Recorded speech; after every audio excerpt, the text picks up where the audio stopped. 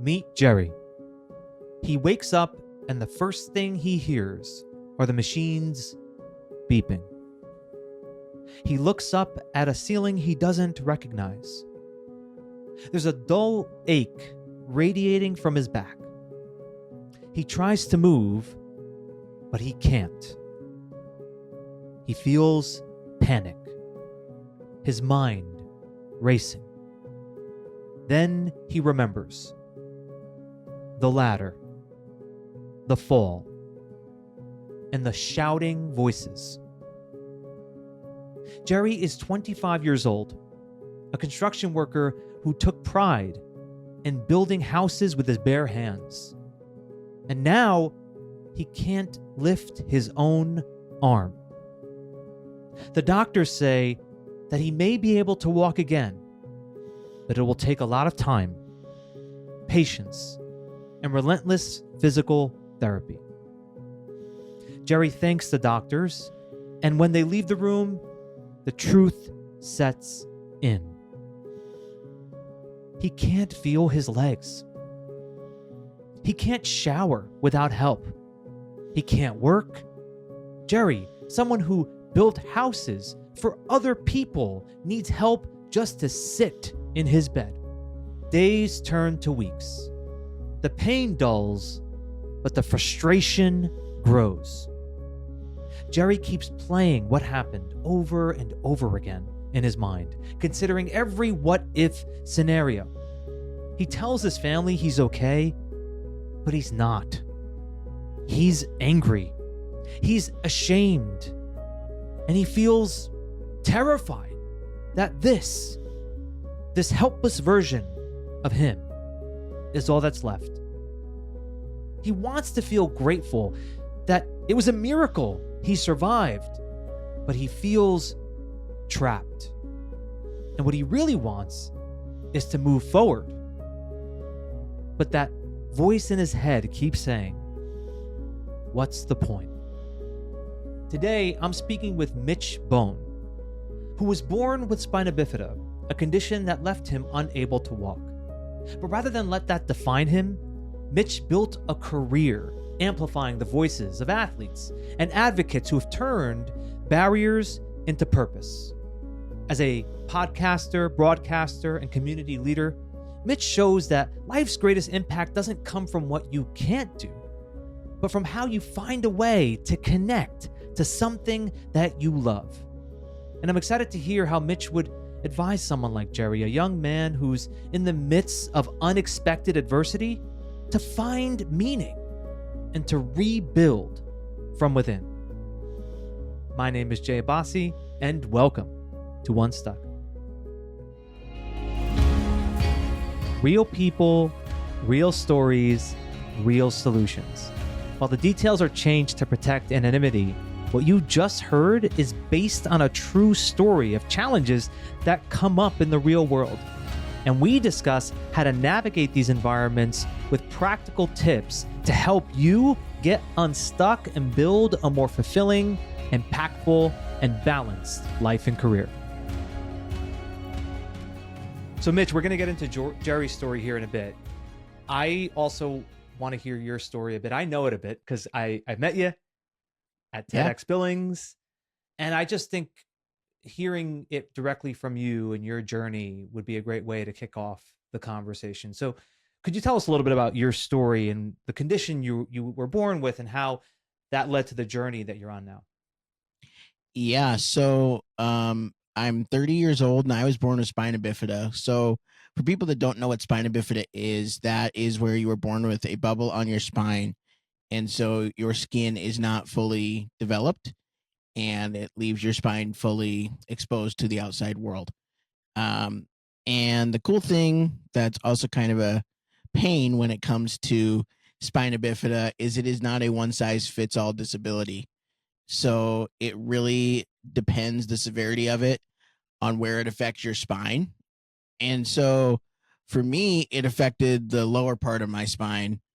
And so really the reason why I'm in a wheelchair is because I have super weak ankles that would not be able to support any amount of weight. And so that really is why I'm not able to walk. um, and why I'm in a wheelchair. So, but there are people with spina bifida that are able to walk and able to live a fairly normal life. There are obviously some other health concerns with it, but that's the hard thing about it, is that it is not a one size fits all disability. And so when you're going to a doctor or something about it, they maybe have seen it with people that are able to walk, or people like me, or people that are even a little bit worse off than me. So it's kind of a mixed bag when you're going to a doctor and telling them you have spina bifida. Yeah. Well, I know, Mitch, that there was a lot that you've had to overcome, and how you had to grow through this journey personally of dealing with something as disruptive as this. So I guess walk me through some of that. What were some of the, growing pains, some of the things that you feel that were unique to you dealing with spina bifida, that has developed you over the years? Yeah. So one of the things that I feel shaped things from the very beginning, obviously with your spine being exposed to the outside world, you need to close that up as quickly as possible. And Okay. so I was having a surgery at 6 hours old. Um, Oh my God. Wow. yes, to close that. And then one of the other things that I had because of my disability was hydrocephalus. So I had a lot of fluid on my brain. And so I had to have a shunt put in pretty much immediately. I believe that was done at the same time. Um, and so right from the beginning, I was having surgeries. And so by the time I was like 10 or 12, I had had 20 surgeries Wow. from, those two things right away, to where I needed to have a shunt revision at 6 months old, to kidney and bladder and all the different surgeries that aren't necessarily spina bifida, but they are spina bifida related, and just all of the different surgeries like that. And, on top of that, obviously living in Montana, which I absolutely love living in Montana, we don't always have the best medical care right here. And so with that, I was going to Spokane, Shriners Hospital. I was going to Seattle Children's Hospital, which saved my life on multiple occasions. I went out to Dallas, and then my last big hurrah of where I was going for treatment was I went to Mayo Clinic, in Rochester, Minnesota. And again, the doctor out there saved my life at 11 years old. So, really what it's been, and I'm knocking on wood every time I say this, ever since I've been 12, I thankfully have not had any major surgeries, but from the moment I was born until I was about 11, 12 years old, it was very touch and go, as to whether I would even be here to see 30. And so now that I am 30, it's kind of a surreal thing that, 18, 19 years ago, I didn't know if that was going to happen. Wow. You had to learn some pretty valuable lessons on life at such a young age to have gone through that. And I guess when you reflect back on it, what are some of the things that you think all of this experience has taught you, Mitch? y- you know, um, One of the things that I reflect back on is, like, one of my surgeries when I was 11 and 12 was to save my kidneys. My kidneys were failing. And so I had to change my life from that day forward, to take better care of my kidneys and not fix them because they're never going to get fixed, but Mm. help maintain that level where they're at now, so that I can live a full life, even with the obstacles that obviously my kidneys have. But so just having to grow up so quickly, when you're a little kid going in and out of the hospital, you're still a little kid. But when Yeah. you're 11 and 12 years old and you have a surgery like that, that a lot of the care is then put in your hands, um, you really kind of look at it and say, okay, this is going to save my life. And so it makes you grow up a lot quicker than most kids want to. I hear that, Mitch. I mean, when I was 11 or 12, what I was thinking about would be, quite different than if I had something like this going on. And I can imagine many people would relate to that. As you said, it taught you to grow up quick and Yeah. focus on things that are much more serious than what the average child that age would be thinking about. Right. Yeah.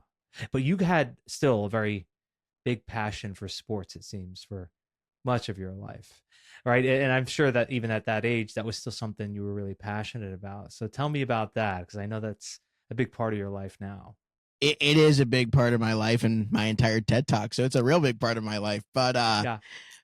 no, so growing up in and out of hospital rooms and, you know, being in the hospital so much, what I really loved about sports is it kind of gave me an escape. And so I would watch those baseball games, football games. Didn't get as big into basketball, but baseball and football mainly. Okay. And it was my way to escape my health or whatever I was dealing with in the hospital. And so that was really what it was for me at first. And then I have a little brother who is my absolute best friend in this world. And he grew up playing baseball. And so getting to watch him do so well and succeed and play the game that both he and I love um, was just so amazing and so rewarding as the older brother to get to see that. Even though I never got to play, it was like I was out there because my little brother's an extension of me. And it was just so cool to get to experience that through him. Yeah. So it was something that you found that helped you through a lot of the adversity, because you could put the game Yeah. on. It was a form of kind of escape from things that were so much more serious than the average 11 or 12-year-old should be experiencing. But you had that. And I guess why specifically, you said it was your brother, but what about the game itself? Like, what is it about the game that you really love? And I can't even really pinpoint it 100% what it is about baseball specifically that just it takes me away. Like I remember I've been to Safeco T-Mobile now quite a few times in Seattle, and every time there that I go there, it just feels like I'm going off to somewhere completely foreign, even though it's in Seattle and it's 12 hours away from where I live. It feels like it is just a completely different place. And there's just something about a crowd that is just unlike anything else. The just like the tension, I just love it all. And I have learned through my 30 years that I'm a very competitive person, so it makes sense that I love sports. But I love every aspect of the game of baseball. You have to think about it. You always have to be 2 to 3 steps ahead of your opponent, and just everything about it. There's not one part of baseball that I do not love. I mean, you find the things that resonate with you, and you just keep, I guess, diving deeper into it, which I know you did. Yeah. And much of what I know you share in your TED Talk, because I had the honor of being there in the audience while you were sharing it, is around being able to participate and engage in something that you aren't, not, let's say, doing the actual thing itself, and in this case being on that diamond. So talk to me a little bit about that. Of course, anyone listening, they can check out the TED Talk itself, but talk to me a little bit about what that experience was like for you personally, to be like, hey, I want to be a part of this even though I can't physically go out there and play. Yeah.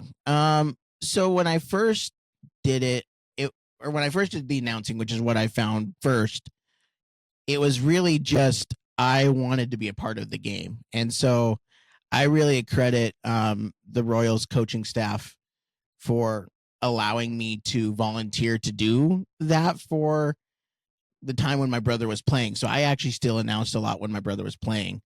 Okay. Um, and then after he left or after he graduated and quit playing, they always had me back. And so what I did was I announced their home games at our main field dealer park, which is right downtown, right by where we were at a little bit. And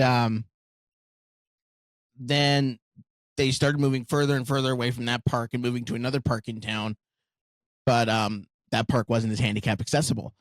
And so thankfully this last year they had a couple of donors make a ramp so that I was able to announce all of the games for both the Royals and the Scarlets. And so it's just really cool to have a part in the Billings baseball community and like you said, be a part of what I love. And I don't know if that 100% answered what you were asking, but Yeah. Well, I guess let's frame it this way. For a person who would say, "Oh yeah, I love baseball, but I'm just going to get down on myself because I can't play." yeah. You had a different approach. So tell me Yeah, about I like your totally your did. approach to it. Yeah. My approach was, I'm not able to play it, obviously. And so let me find a different way to be involved in it. That still kept me engaged, still gave me that competitive edge because I'm sitting at the edge of my seat every time there's a close game, just like everyone else in the stands. And so, or just like every player. And so I guess for me, I just wanted to find a way to be involved. And yeah, I don't know. That was just the best way for me to think about it, I guess. I don't know. Yeah. So, we have different ways in which we can respond to life's adversity, Mitch, and Yeah. what I think, for example, in this story with Jerry, he's falling into that self-pity, and the way he's approaching things. And what I guess I'd love to learn from you is, I mean, we all fall into it, right? In some way, shape, or form, 100%. but how do you work out of it yourself? Like, how do you get yourself to say, you know what, I'm still gonna be, because you're really active. We were talking right before we were recording. You got all this stuff going on with your nonprofit. You're announcing, you have podcasts, you have so much going on, Mitch. So like you've made that decision. I guess how would you recommend others who might be falling into that self pity to be able to really work through that so they don't fall into that spiral? Yeah, and Jay, I do want to say something totally different too about the story with the story that you sent, and then my situation. It's a little bit different. So, with the story, it was an injury that happened later in his life, and so he had lived 25 years completely able-bodied, and then poof, he didn't have function of his legs. With me, I haven't had that function since day one. And so I have always had to look at things a little bit differently. And so for me, I never really felt that self pity just because that's always been how it's been for me.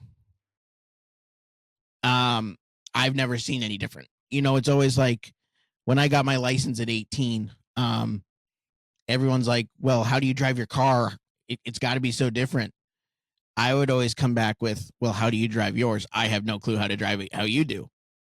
You know, so for me, I don't necessarily feel self pity that often because it's just how I've lived my entire life. But for people that do, I think you just need to find a group of people that help you get out of that funk, whether it be your family. I have an amazing family group that my mom, dad, and brother are just absolutely amazing and help me get out of that funk. I have a great group of friends that, are always willing to go out to lunch, dinner, coffee, whatever, and hang out with me for a couple hours. Just find that group of people that help you get out of that funk if you are feeling in a self pity. Um, if you're feeling yourself go down that self pity path. Yeah, yeah. And I guess, there's something that I gathered from your talk around how you frame things in your own mind. Like, how you are able to look for, I guess, the opportunity, right? Versus Yeah. only looking at the downside. So, Right. so talk to me a little bit about that. I mean, you seem to have this mindset, and I appreciate it, which is you're looking for always the opportunity, the way to connect. Yeah. So, yeah, talk to me a little bit about that mindset that you've adopted in your life. Yeah. So I read a book when I was young, No Excuses by Kyle Maynard. And he was born without arms and legs. And he wrestled in high school, played football. Now that he's later in his life, he's climbed like Mount Kilimanjaro and done just a bunch of amazing things. And so I've kind of adopted that mantra of no excuses. And so in my life, I've just always had that feeling of no excuses. And I can't let myself get down very much, because if you go down that deep, dark path, which you very easily could in my situation, it's a spiraling path that I don't know if I would be able to get myself out of. And so Yeah. I've just never let myself go down that road. I love that. You just refuse, is what you're saying. You just refuse to let those kind of thoughts um be like, seeds that get watered into something. Like you won't even plant those seeds in your mind, is what I'm hearing you say. Pretty much. And again, I think it comes down to, this has been my life. And so it's nothing I can change. I Yeah. can't look back at one moment and be like, oh man, if I hadn't gotten in that one accident or done this one thing differently, I wouldn't be in this wheelchair.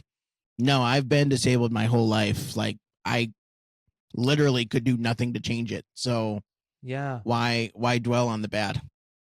Well, yeah, and I think what I could how I could potentially connect these dots, which is, you were born with this condition, and that means, hey, you've had to just accept what is Right. as what is, right? It's a deep acceptance, and it's, of course, more could be more challenging for someone where they had something else and then they went through this kind of accident like Jerry has, and it becomes a lot harder to accept. But in the end, it is the same, right? Which is to suggest that we have to get to a place of accepting things as they Exactly. are, and to not have excuses be what then fuel our behavior. Exactly. 100%. It's, I can only imagine, hard to get to that point where you are having the no excuses mindset. But yes, that is exactly what you need to have, I feel, to live the best life you can with what you're given. I mean, obviously, no matter what the circumstances is, you're either now disabled or you've been disabled, and that's just kind of what your cards are given. So why dwell on the bad? Yeah. Well, and I think, Mitch, for anyone listening, this applies to all of us. Whatever it is that one's going through, whatever their circumstances, sometimes it's more about relationships. For Right. others, it's about where their careers are.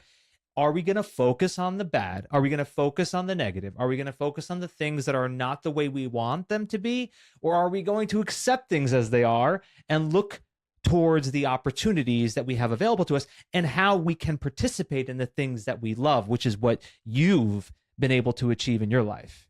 Yeah. No, and I think we need to do that more. I think like I said in my talk, we so focus on achieving things, which obviously that is great, but we need to look at some of the things that are on the outside looking in, and focus on them more too, which I talked about in my talk as well.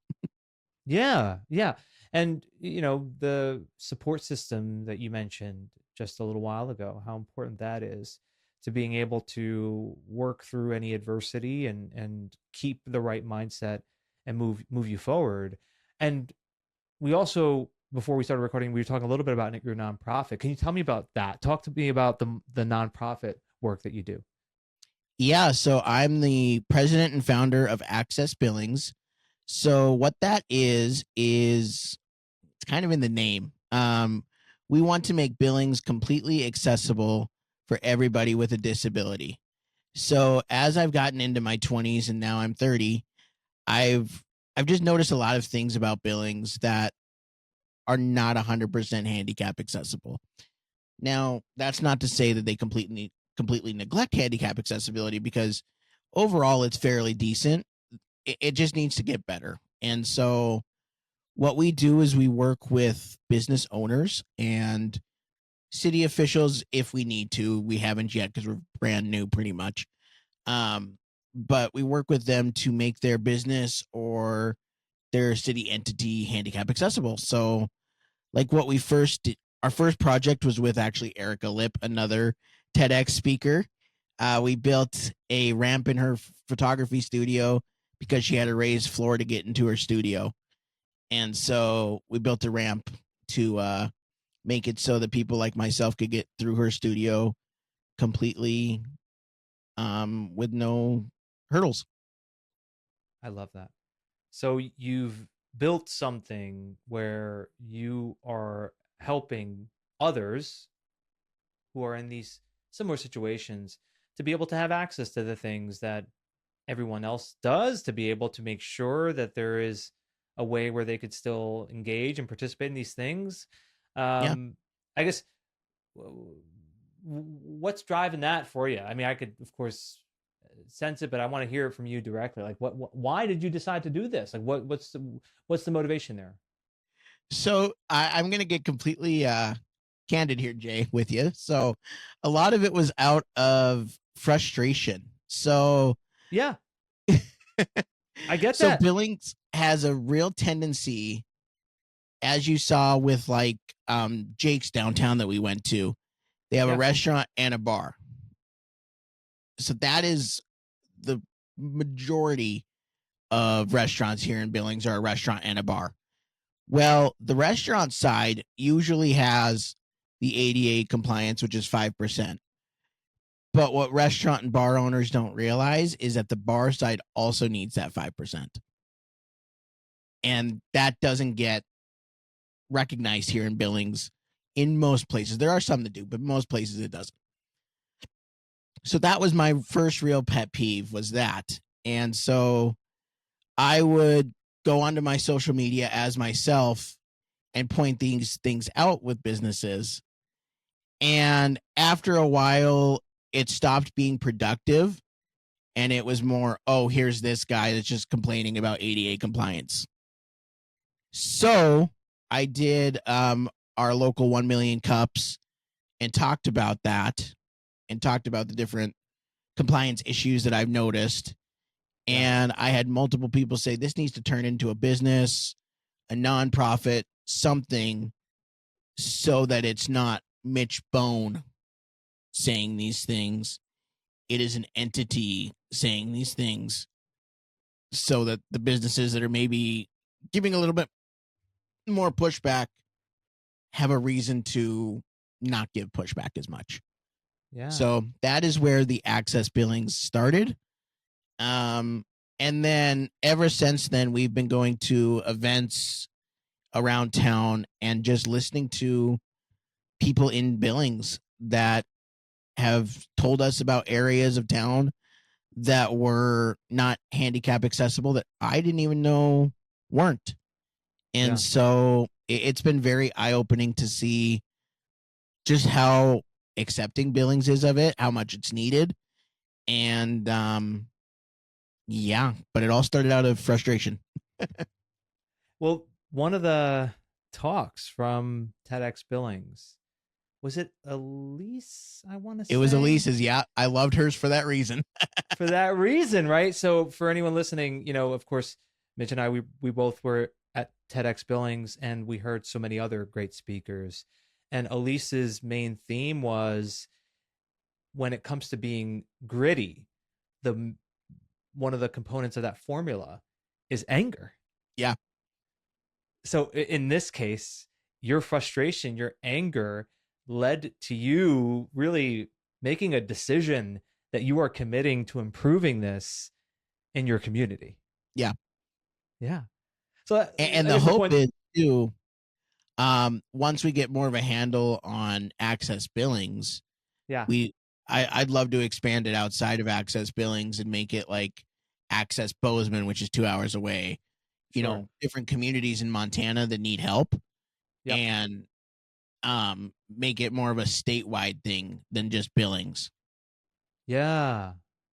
And one of the key takeaways I got from that talk, Mitch, was that we shouldn't label anger as something that's just bad. We shouldn't just avoid it. We should channel it in a way that leads us to something impactful, positive. Yeah. And it's so funny. So we had that kickoff event in, I believe it was May. And I met Elise there and heard what she was going to talk about. And then literally maybe a week or two after, I had that meeting that talked about the nonprofit. And I was like, okay, this is the earth telling me something. I got to do this. So it's kind of funny how all of it kind of worked into play all at once. Yeah. Yeah. Well, I feel like, I was there with Alex, with my wife, and we were taking in so much from TEDx Billings. I'm glad I got to go first. I got to go first so that I could just sit in the audience and just listen to everybody. I got to listen Right? to Yeah, you you. had no pressure. I had no, yeah. I got very lucky. I mean, if you were to have asked me when I could go, when do you want to go? I would have said first. So it really worked Yeah. out. But and then you have your podcast. Did you tell me that you were making a change to your podcast? Talk to me about the podcast that you have as well. Yeah. So my podcast is called Wide Left Sports. And so what I do with that is I interview athletes and coaches across our great state. So that started in COVID, during COVID boredom in 2021, when that really started to kick in for everybody. And I first started it with just a friend of mine. We were talking about sports and Yeah. what was going on at the time. And then we had an author out of Arizona reach out to us and say, hey, I have this sports book coming out. I'd love to do an interview. Can I come on and do an interview? We had never done an interview, but I was like, sure, we could do it, see how it goes. So I did it and it went great. And then I talked to my friend and I was like, hey, what would you think if we pivoted and did interviews of like Montana athletes? Because once they leave high school or college, whichever level they decide to end their career at, Uh-huh. you don't really hear from them again. And so I'd love to, interview these athletes and get to hear their stories and all of that. And then also interview coaches about upcoming seasons and things like that. And my friend was like, well, that's not really what I want to do. But if you want to do that, Mitch, run with it. I can bow out. That's totally fine. So I did. And it's been going strong for about 4 years now. And I'm coming up on my 500th episode. 500. Wow. Yeah. That's amazing. That's so cool. And is it audio and video, or you just do audio? So I just do audio on Spotify, but I have added YouTube recently. The last month I added YouTube. After TEDx, I decided I was going to start doing YouTube. So I do video as well. Gotcha. And and I'm replaying some of your talk in my mind and remembering some of the things that really stood out to me. One thing that you said I think really stood out to me was in regards to when people would talk to you about the game of baseball. I remember you said something like how they would talk about it as if you didn't have that kind of knowledge, and you definitely did. And I remember that stood out to me. Tell me about that. Talk about that, please. Yeah. So that's something that isn't just with baseball. I get that a lot of the time in my day-to-day life. People think that just because I'm in a wheelchair, I have a mental disability as well. And so I've really tried with all of my work, whether it be the podcast, whether it be my nonprofit work, whether it be like TEDx talks or different talks I do around Billings, to try and obviously show I don't have a mental disability. And I think that just stems from, Montana's a very rural state. And my high school that I went to is one of the biggest in the state. It's about 2,000, 2,500 kids, something like that. But in my grade, I was the only one that was disabled, but not in special ed. And so I think that there's just that disconnect because so many of our disabled youth are in special ed, that there's just that disconnect when there's not one. And so they automatically lump everybody that's disabled in with the special ed. And that's not it's not terrible, but also for the small portion of us that aren't, it can be Yeah. kind of awful. Yeah. Well, I think there's a lesson to be learned there. There's a takeaway in regards to how people should be considering for anyone who's in a wheelchair or has some sort of physical disability that you have to be careful not to make an assumption. Right, because I mean, they could be like myself who's been disabled my whole life, Yeah. or they could be like the person in the story that just had an accident and they're disabled now. Right. And Right. so you don't know when somebody's in a wheelchair how long they've been in that wheelchair, for one. But Yeah. two, you don't know their disability, and so you don't know whether they're going to have a physical or mental disability or both or what have you. You just Sure. don't know, so don't assume. Don't assume, and then don't, like what you say in the TED talk, which is don't then try to talk to someone as if you would assume that you have to simplify it or you have to dumb it down or something. Right. It's actually, I appreciated that part of the talk because I think that it's a thing that people can fall into, that can fall into that pattern, and it could be insulting. It can be, and a lot of times, like I've had it happen to me, and I've been like, "Did you really need to talk to me like that?" And they're like, "Oh God, no, I'm so sorry." People don't even think about it when they do it. For the most part, there are some that purposely do it, but for the most part, people don't even think about it, and it's just something that needs to change. We need to talk to people with disabilities like they're people. I know it's a crazy thought, but it's the truth. Well, I appreciate that you are able to recognize that people are not really aware of it. And so Yeah, you're not immediately getting into this like reaction of anger to them, right? You're you're most you're days. recognizing. Depends on the day when you do it, right? But no, but that's important for everybody to take into account because look, we're in a world where we're incredibly integrated and there are many people that are in the workforce that we see every day that they have some sort of disability, and the best thing you can do is to treat them as you would treat anybody else. And then through the conversation, if you recognize something where you have to make a concession, that's quite different. But in many situations, talk to that person the way you would talk to anyone else that you work with or that you connect with in your personal life. Exactly. You know, one thing that I've learned through all of my different things that I do is there are so many people in our world that have invisible disabilities that you would have no clue are disabled. Yeah. And so how are you treating them? Are you treating them differently, or are you treating them as everyone else, and it's just because you can outwardly see my disability that you treat me differently? Yeah. Yeah, I think that's a really powerful takeaway for anyone listening. I think that there are some groups out there. I actually have interacted with a few where they are doing their best to really increase that kind of awareness, which is to suggest that there are people who have invisible disabilities, as you suggested, and then for those who have visible ones, um, they people are people. It doesn't just someone's in a chair, why make them feel like there's what I'm saying. Yeah.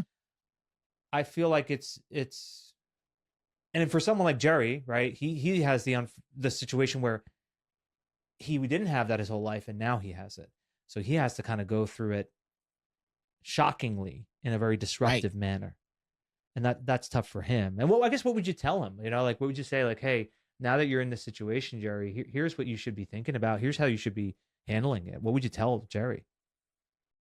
You know, I think I would just tell them to go day by day. I don't think too far in advance. I have to think somewhat far in advance now, but um I go a lot day by day because I could be, well, I'll take TEDx for example.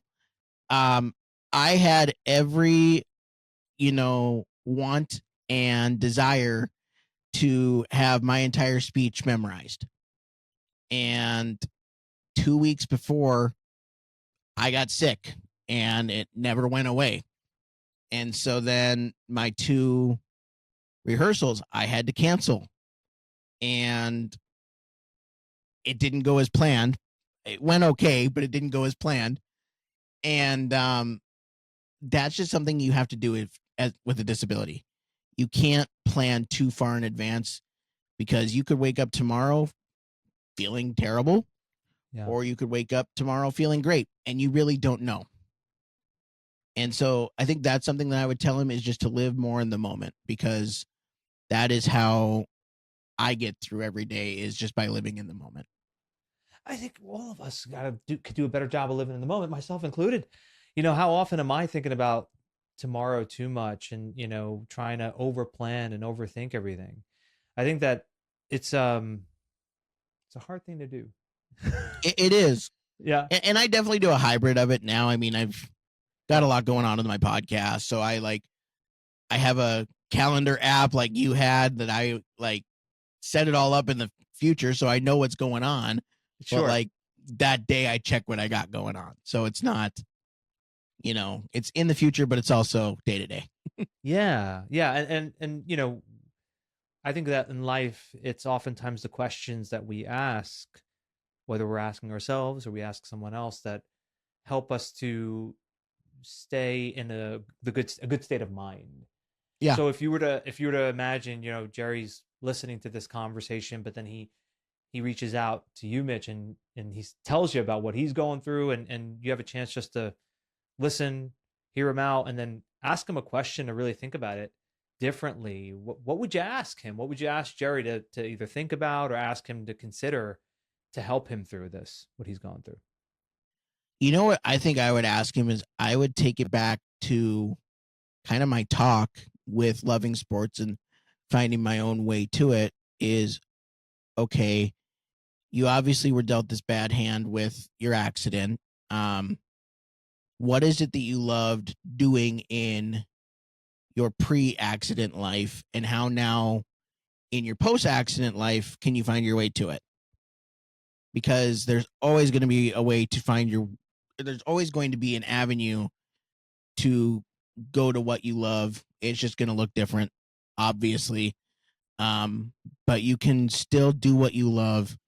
It's just going to be different. Yeah. I like the way you put that, Mitch. What is it that you loved before this happened? How can you find your way to it? That will get him to think differently. And I think that could apply to anybody here, anyone listening. Like, you go through something in life, some change, some disruption. Get back to what you love. Get back to what you're passionate about. And I know, Mitch, you have a lot of passions. You have a lot of things that you love, and you go after it, my friend. And for anyone listening, to check out more of what Mitch is doing, I know you're active on Facebook and Instagram. It's Mitch Bohn, MITCH, and it's BOHN. And as of the publishing of this episode, my hope is that your TEDx is out at this time. And if it is, I will be sure to put that link into our show notes, so anyone who wants to hear a little bit more of that message can do so by checking out the TEDx. Mitch, thank you so much for taking time out of your day to chatting with me. This was awesome, man. Oh, thank you, Jay. And I'm so glad that we met over the TEDx stage. It was a stressful but fun journey, and I'm glad I met some cool people along the way. You may have been able to tell from that conversation that I had a chance to connect with Mitch in person when I was there in Montana. Wonderful human being. And also, what I learned from him in his TEDx talk is he's a fantastic writer. And I encouraged him to write a book, and I hope he does. So, Mitch, if you're listening, please write that book. I think a lot of people would get so much from it. It would be incredibly valuable for so many. So, 3 insights, 3 actionable takeaways, what we can pull from this conversation. The first insight: remember what truly matters. Mitch talked about his experience when he was so young, going through all those surgeries. And at that point, when these things are happening to any of us, we're forced to think about what matters most. Yet, life can present us with all these other challenges, and we start to think about the things that don't matter nearly as much. So I'd say let's not wait until things like this come into our lives where there's so much worry or concern about our own survival to remember what's most important. You can remember right now, and to stay grounded in the things that really matter most. Second insight, it's okay to have an escape. Mitch talked about how when he was young, he would watch baseball, get into sports, and it was his way to escape from the surgeries and the physical challenges that he was going through. And it doesn't mean we have the escape as like a drug where we rely on that in order to be okay. But when we're in the midst of some real challenging seasons, it's healthy to have an escape. It's healthy to have something that you can just enjoy, and it can take your mind off of the challenges that you're facing. Third insight, no excuses. If you can't do the thing that you really want to do, can you be a part of it? Can you contribute in some way?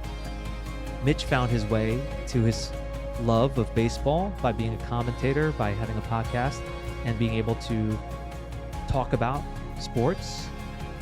There's always a way. And so we have to accept what is. We can't dwell on all the things that went wrong. There's no value in that. Why dwell on the things we can't change? Instead, find a way to get involved. And I'm going to just highlight the questions he asked there at the end to Jerry. What did you love before the accident? And how can you find your way to what you love? First of our 3 actionable takeaways. First one, find a group of people to help you get out of the funk. Mitch talked about how his support system, how much it means to him. And when we're feeling stuck, when we're in that kind of funk or that spiral, the people that we surround ourselves with can help us to get out of it. Second actionable takeaway, leverage anger. Leverage anger in a meaningful way. If something is frustrating you, could it be something that will then propel you into action? His example of the fact that there weren't ramps in his hometown led to him creating a nonprofit, and that nonprofit is now expanding and it's making a difference. So don't see anger as something that you want to just suppress or avoid. It could be something to channel into something positive. And then the third actionable takeaway, don't make assumptions. When we see someone with a physical disability, it could lead us to making an assumption about their mental capacity, and that's not fair. Instead, see people exactly as they are. Treat them as whole human beings. And this could mean even invisible disabilities. There are some things that may be going on that you're unaware of. So don't assume anything. Don't treat people differently just based off of the way they look or the way they, if they're in a chair or something. Instead, just treat them as a human being, as a whole person. And don't project anything onto them. Join us on Friday's episode. We're going to be talking about excuses. Because anytime that you are telling yourself you can't do something, you have these limiting reasons why, you have to put it off, there are excuses there. And those excuses are stronger than the belief you have in yourself. They're stronger than your reasons. So how do we reduce the weight of those excuses and lift up that belief and lift up those reasons? I'm sharing a framework here, a 7-step framework that I've used with others in my coaching, as well as I've been coached myself. Someone has coached me through this framework. It's based on some of the learnings of Wayne Dyer and Byron Katie and a few other incredible thought leaders. And I have this framework that we're going to go through. So if you're really wanting to finish this year strong and be able to really build up the momentum to make 2026 a great year, then you don't want to miss this episode on Friday where I will go through this framework. So until next time, thank you so much for listening.